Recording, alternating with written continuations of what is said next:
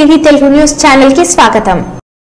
మహారాష్ట్ర నాసిక్ సమీపంలోని అంజనేరి కోటలో చిక్కుకుపోయిన టూరిస్టులను బయటకు తెచ్చేందుకు చేపట్టిన రెస్క్యూ ఆపరేషన్ ఫలించింది.